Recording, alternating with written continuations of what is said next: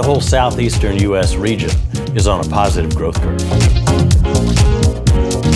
The Allen Morris Company has been an active part of that positive growth. We've developed from Atlanta to the north, Homestead to the south, Pensacola, Orlando, Jacksonville, and Daytona Beach. We are honored to have developed corporate headquarters and facilities for AT&T, Florida Power & Light, IBM, Unisys, Sears, and many others, including the Federal Reserve Bank of Miami. So Allen, you've built a multi-billion-dollar company in real estate back in the US. Can you share a little bit about your story, how you got here? Well, it's a long story, but in a few words, I will say that we started building one building at a time and trying to do it well and having it pre-leased so that it had a dedicated income to pay the mortgage payments on the mortgage loan and getting the loan from the bank, and took money that we had saved in order to make a down payment for that first building. And it was scary, and it was risky, and it was small. But by today's standards, it was small. At the time, it seemed huge. And one building led to a second building, and then a third building. And now we have cut the ribbon on our 91st project, which is a 22-story, 327-unit multifamily apartment building. That sounds quite impressive. Where are you building in the U.S.? What states? We are based in Miami, Florida, and we are building projects all over the state of Florida and in Atlanta and some other places, but mostly there.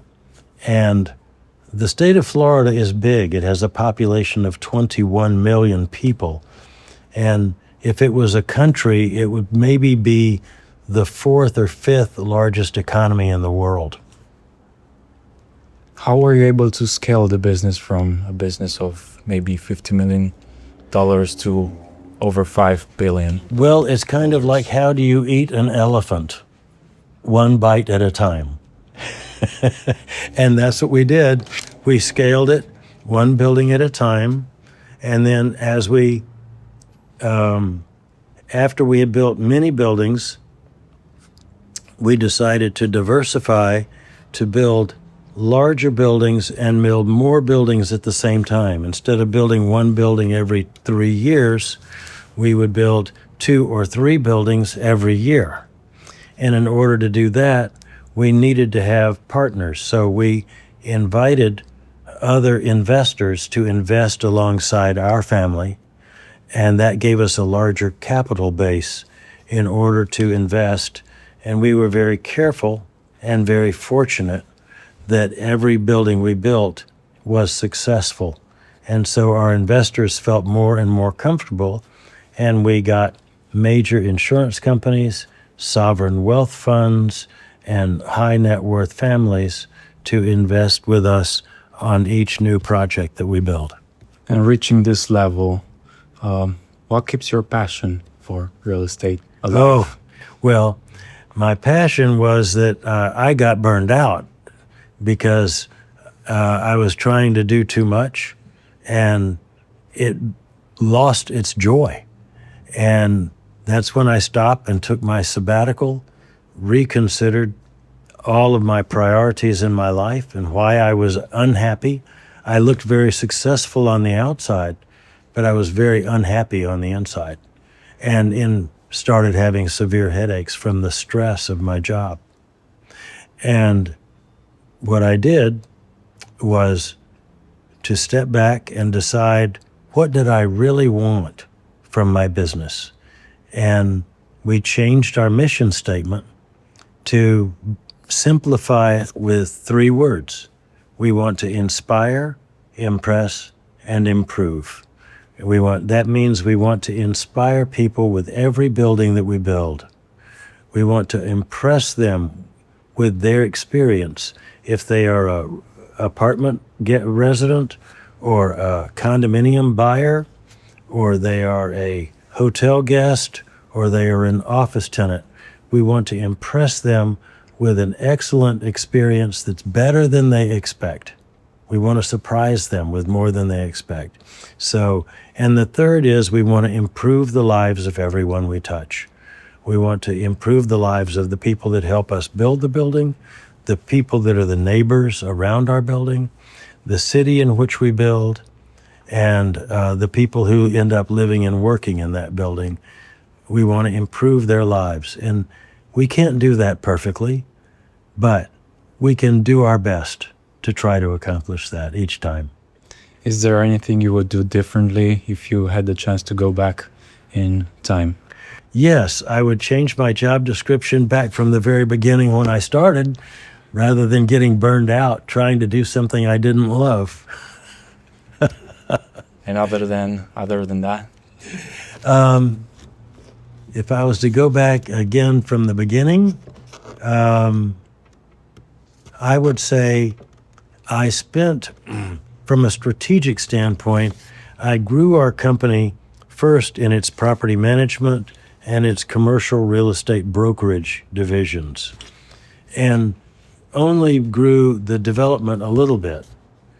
Going back, I would spend all of my time on the development and very little time on the brokerage and on the property management, because I found that developing and owning buildings long term is the most efficient, easiest way to build wealth and let the income from those buildings pay for building more buildings.